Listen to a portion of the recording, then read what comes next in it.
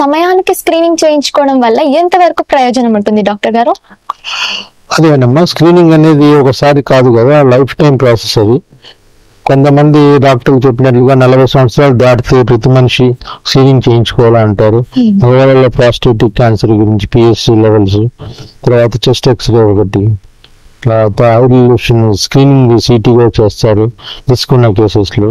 ఆడవాళ్ళలో పాప్స్మియర్స్ అనండి, మ్యామోగ్రామ్ అనండి, తర్వాత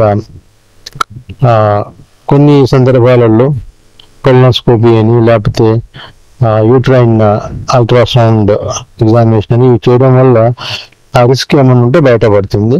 so normal risk, high risk అని విభజించి ఒక వ్యక్తిని వారికి అన్ని క్యాన్సర్స్కు హై రిస్క్ అయినా లేదు, ఈ వ్యక్తి లేదు పర్టికులర్ క్యాన్సర్స్కు మాత్రమే హై రిస్క్ అని దాన్ని దృష్టిలో పెట్టుకుని స్క్రీనింగ్ చేయాల్సి ఉంటుంది.